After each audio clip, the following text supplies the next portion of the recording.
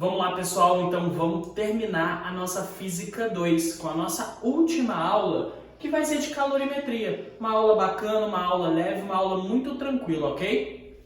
Então, os primeiros 3 conceitos iniciais que a gente precisa saber é o conceito de calor sensível. O que é o calor sensível? Mais do que uma fórmula, ele é a quantidade de calor, ou seja, a quantidade de energia que eu preciso colocar em alguma coisa que eu estiver realizando ali para poder fazer o quê? Variar a temperatura dessa certa substância, ok? Então vamos supor que eu quero pegar alguma coisa de 30 graus e levar para 50. Eu preciso adicionar calor para isso. Então eu preciso adicionar calor sensível, ok? Então vai depender de 3 coisas. A quantidade de calor vai depender de 3 coisas. Da massa, ou seja, da quantidade dessa substância em questão, do calor específico. O calor específico é uma propriedade física que diz respeito ao tipo de material, porque cada material recebe calor de uma forma diferente, é mais suscetível ou não ao fornecimento de calor, ao aquecimento, certo?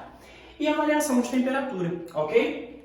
Beleza, então calor sensível muito simples. Variou a temperatura, preciso adicionar calor sensível.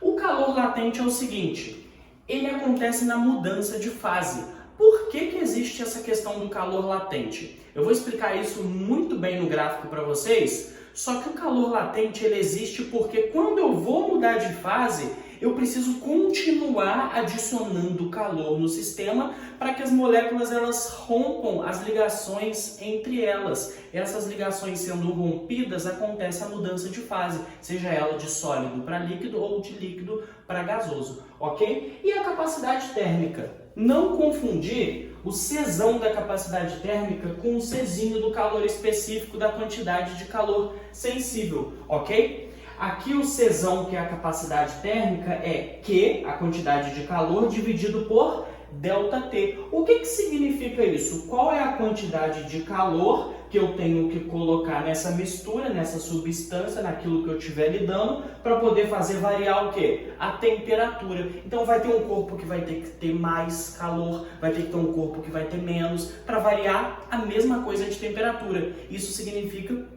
que cada corpo responde a um jeito ao fornecimento de calor. Por isso existe uma capacidade térmica para cada material, para cada corpo. Ok? Vamos lá. O X da questão agora. Se você pega o gráfico, você faz tudo, você desenrola tudo. Vamos lá, olha só. Análise gráfica. O que está acontecendo aqui? Eu tenho um gráfico que no eixo vertical é a temperatura e no eixo horizontal aqui é a quantidade de calor em graus Celsius e caloria. Fica tranquilo que a gente já vai falar das unidades. O que acontece aqui? Eu peguei uma amostra de água no ponto A que está a menos 50 graus Celsius. Isso daqui é o quê? Gelo. Concordam comigo? Tá aqui, ó, 0 graus Celsius é o ponto de fusão da água, que ela vira gelo e água ou vice-versa, e ebulição, que ela vira vapor ou líquido, depende do caminho, se eu estou indo ou estou vindo, ok? Então, no ponto A eu tenho gelo. Estou andando aqui, ó. O que está acontecendo com a minha temperatura? Está subindo a temperatura, porque eu estou andando para lá também. Eu estou adicionando o quê? Calor.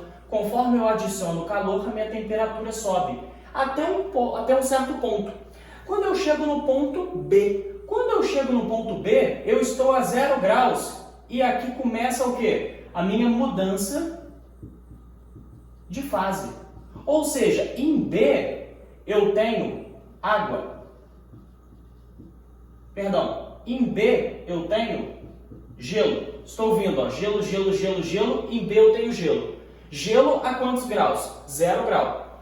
Quando eu chego aqui em C, que acontece toda a mudança de fase, eu tenho o quê? Água líquida, ok? Nesse intervalo de tempo aqui, a temperatura ela não variou de B a C, a temperatura continua constante, que é 0 grau, ok? Porque está acontecendo a mudança de fase, certo? Se a temperatura não varia, a gente não consegue usar o calor sensível, a gente teria que usar o calor latente nesse pedaço, certo? E se eu pegasse um ponto ali no meio desse camarada, eu tenho os dois, eu tenho uma mistura. Eu tenho tanto gelo quanto água, ou seja, está acontecendo ainda a mudança de fase. Então, quando você já escutou alguma vez na sua vida que água a 0 grau é gelo, não. Depende. Água a 0 grau pode ser gelo, pode ser uma mistura ou pode ser água já líquida. Então pode estar no início da mudança de fase, no meio dela ou no final. A mesma forma vale para o vapor, para virar vapor. Então depois do ponto C, terminou a mudança de fase? Terminou? Água líquida aqui? Beleza, continua subindo o quê? A temperatura e adicionando calor. Então ó, aumenta a quantidade de calor e a temperatura sobe. Sobe, sobe, sobe, sobe, sobe até que chega um certo ponto. Que ponto é esse? Os 100 graus Celsius, que é o outro patamar de mudança de fase. Então, a exatamente 100 graus Celsius no ponto D, eu tenho o quê? 100 graus Celsius tem vapor, professor. Não, não tem não. No ponto D aqui não começou a mudança de fase ainda. No ponto D, a gente tem o quê? Água líquida. Beleza. Então eu comecei a adicionar calor. Estou adicionando calor, adicionando, adicionando, adicionando. Aqui no meio o que eu tenho? Eu tenho uma mistura. Aqui eu tenho vapor mais o quê? Água no estado líquido.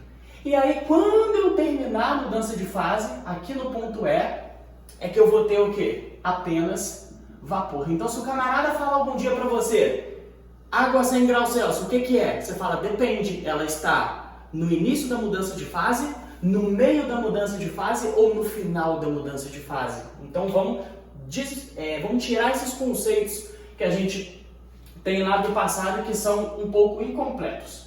E depois disso, só vapor. Lá no ponto F, só vapor. Então, esse pedaço aqui, tá valendo a temperatura? Tá, aqui seria calor sensível. Eu teria que calcular por Q igual a MC ΔT. Na mudança de fase, ml. Aqui de novo, calor sensível. Aqui de novo, ml, que é a mudança de fase. E depois calor sensível. Lembrando que existe um calor específico aqui para o estado de gelo, para o estado sólido, para o estado líquido, água líquida, e para o estado gasoso, o vapor. Existe um Czinho para se calcular a variação de temperatura em cada um dos três estados. E existe um L tanto para fusão, que vai ser o calor latente de fusão, e o calor latente de ebulição. Então existe um L para você usar no seu exercício para fusão e existe um L para você usar no seu exercício na ebulição, ok? Então muito tranquilo isso. Vamos falar de unidade.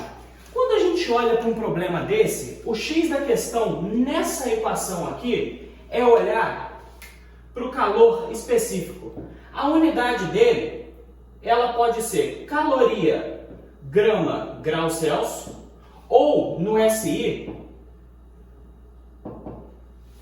Joule, quilogramas, Kelvin. Então, quando eu olho para esse camarada, caloria é a unidade de quem? Do calor. Grama é a unidade de quem? Da massa. Grau Celsius é a unidade de quem? Da variação de temperatura. Essas três unidades me fornecem a unidade do Czinho. Então, essas três combinadas, elas trabalham juntas, ok? Da mesma forma que se eu for trabalhar com calor em Joule, eu vou ter que trabalhar com uma massa em quilo e a variação de temperatura em Kelvin. Mas a gente sabe, já foi falado, que variação de temperatura em Celsius e em Kelvin são iguais. Lembra disso? Divisão nas mesmas partes. E mais uma coisa para vocês, se eu quiser passar, eu sei que uma caloria é 4,18 joules, ok? Muito utilizado também em tabela de informação nutricional é o quilojoule, que é um múltiplo do joule. Nada mais é do que um valor grande que eu dividi por 1000 e coloquei o K, ok? Fiquem ligados nessa aula aí, a gente vai prosseguir e mandar mais material para vocês. Valeu!